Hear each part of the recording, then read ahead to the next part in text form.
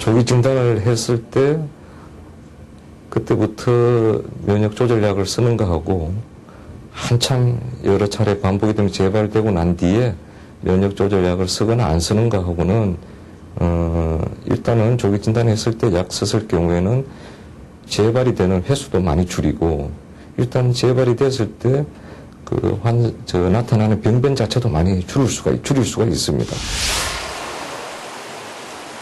최근 다발성 경화증 환자들 중에 시신경 척수염이라는 새로운 병명으로 진단을 받는 환자들이 늘고 있다. 99년부터 다발성 경화증으로 투병해온 박보람 씨도 3년 전 시신경 척수염으로 진단받게 됐다. 새로운 진단과 함께 치료약을 바꾸면서 증상도 조금씩 호전되고 있다. 아주 나빴을 때보다는 정말 많이 좋아졌고요. 치료를 받고 있어서 그때 되게 잘 맞는 것 같아요. 그전에는 뭐 움직이기도 힘들었어요, 이렇게? 발가락도 안 움직여서요. 거의 집에 누워만 있어요. 발병 초기 박보람 씨는 2달에 한 번씩 재발이 올 정도로 병세가 심각했다. 잦은 재발로 인해 신경이 손상되면서 시력을 많이 잃게 됐고 하반신 마비도 심해지게 된 것이다. 신경과에서 다발성 경화증이라고 확정을 받고요. 그리고 나서 치료제는 아니지만 재발을 늦출 수 있는 약이 인터페론밖에 없다 그래서 그거를 이틀에 한 번씩 5년이 넘게 맞았었거든요. 근데 저는 인터페론의 효과를 전혀 보지 못했어요. 시신경 척수염 진단을 받은 박보람 씨의 척수와 뇌에도 다발성 경화증 환자와 마찬가지로 비슷한 병변이 나타난다. 그리고 하반신 마비가 오는 증상도 비슷하다. 하지만 최근 연구를 통해 두 질병의 기전이 다르다는 것이 밝혀졌다. 두 병이 옛날에는 하나의 질환이라고 생각했는데 좀 더 깊게 연구를 해보니까 엄밀히 말하면 그 발병이 하는 기전이 다른 거죠. 그리고 최근에는 이제 이 두 병을 분류할 수 있는 어떤 그 시신경 척수염만 특이적으로 나오는 이상 항체가 이제 발견이 되어가지고요. 그 항체의 유무로서 구별하는 데 많은 도움을 주고 있습니다. 다발성 경화증은 면역세포에 이상이 생겨서 뇌와 척수 등 중추신경계의 신경세포를 둘러싸고 있는 보호막인 수초를 손상시켜 염증을 일으킨다.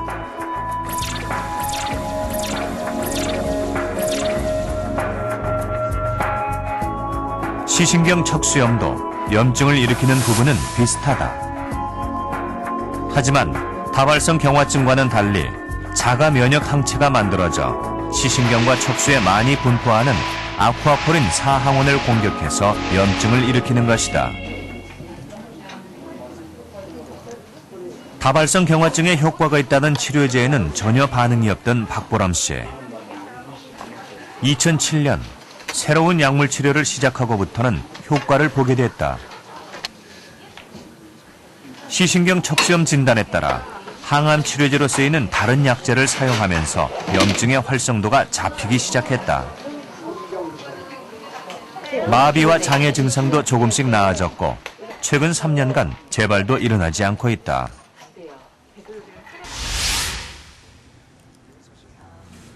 정확하고 빠른 진단이 중요한 것은 루푸스의 경우도 마찬가지다.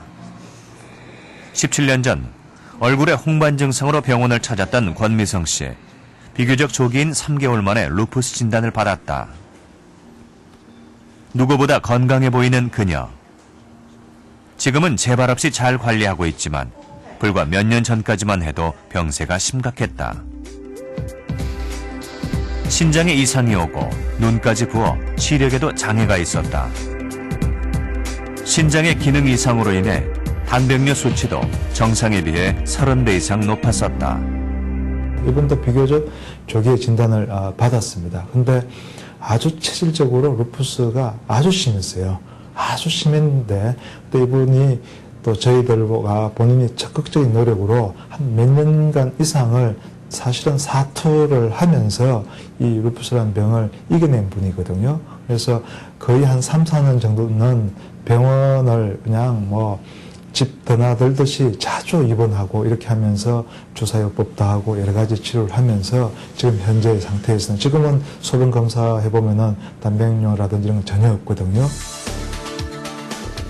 루푸스 환자의 신장염 임상 결과를 보면 4개월 이전에 조기 진단받은 환자들이 15개월 이상 걸린 환자들에 비해 치료 시기가 빠른 만큼 신부전증의 위험에서 훨씬 안전하다는 결과를 얻었다. 증세가 심해서 위험에 빠질 수도 있었던 권미성 씨. 다행히 조기 진단에 의한 적절한 치료로 좋은 결과를 얻었다. 요즘은 저염식 식단으로 식이요법을 하며 최소한의 약으로 조절하고 있다. 교수님 말로는 제가 살고자 하는 의지가 굉장히 강했대요. 그리고 우리 가족도 저를 살리고자 하는 의지가 굉장히 강했고요. 이제 퇴원을 하고 계속 통원 치료를 한 2년 정도 하면서 꾸준히 이제 집에서 저희 신랑이 계속 저를 이렇게 공주 모시듯이 식이요법까지 운동까지 시키면서 같이 노력을 해서 정말 많이 좋아졌어요. 폐동맥 고혈압에 대한 새로운 연구도 이어지고 있다. 검사를 위해 병원을 찾은 김희영 씨. 폐동맥 고혈압을 앓고 있는 그녀에게 계단을 오르는 것은 굉장히 어려운 일이다. 그러나 이날 김희영 씨는 한 계단 한 계단 밟아가며 무리 없이 올라가고 있었다. 그 전에는 진짜 거짓말 하나도 안 못하고 아예 전혀 못 올라갔어요. 너무 힘들어서. 숨이 차서 도저히 갈 수 없어요. 예. 그리고 숨이 차면서 가슴이 죄어온다는 그런 느낌?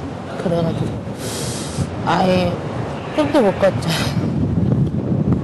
지금 많이 좋아진 거네요.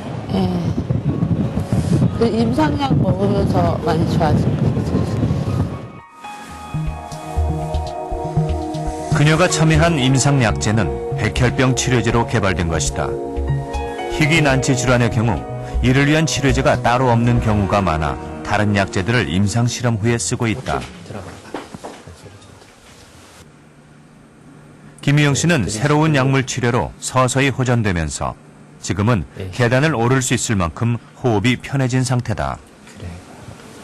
이제 숨소리도 많이 깨끗해졌고 심장에서도 정상적인 심장 소리 말고 더 이상 잡음도 들리지 않거든. 지금 보면 왼쪽 심장이 크기를 많이 회복했잖아. 아직까지도 오른쪽 심장이 크다고. 그리고 주변에 물이 있던 양도 많이 줄어들었어. 9개월간 새로운 치료제를 복용한 결과 99까지 올라가던 그녀의 폐동맥 혈압은 평균 65로 낮아졌다. 옛날에는 희망이 없다라고 얘기했던 질환인데 저희가 희망을 찾아가고 있는 겁니다. 그래서 아직까지 완치라는 희망의 그 목적지에는 도달하지 못했지만 희망을 꾸준히 찾아가는 질환이라고 할 수 있습니다. 임신과 출산이 불가능하다고 여겨졌던 폐동맥 고혈압 환자. 그러나 새로운 치료제로 가능성이 열리고 있다. 지난 10월 아이를 출산한 이영진 씨는 6년째 폐동맥 고혈압을 앓던 중에 임신을 결정했다. 아니라 싫어? 결혼하고 이제 지금 4년째인데요. 4년이 되니까 이제 점점 임신에 대한 생각이 되게 간절했었어요. 근데 병원에서는 안 된다고, 절대 안 된다고 이제 해서 생각도 못하고. 폐동맥 고혈압 환자가 임신을 하면 얼마나 위험이 따르는지 그녀도 잘 알고 있었다. 정말 밤마다 울었던 것 같아요. 정말 뱃속에 아기를 갖고 있으면서 얘를 정말 지워야 되나, 정말 말아야 되나, 그럴 때마다 아기가 발로 막 차면서 막 또 그런 거 느끼면서 더 막 못 지우겠는데 정말 제 몸 자체가 또 힘드니까 이게 또 지워야 되는 건가? 이형진 씨의 출산 막바지 폐동맥 혈압은 극도로 높아졌다. 30을 넘지 않는 정상 수치에 비해 무려 4배 이상 높아진 위험한 상황. 폐동맥 혈압을 낮출 수 있는 약이 절실했다. 이형준 씨 같은 경우에는 그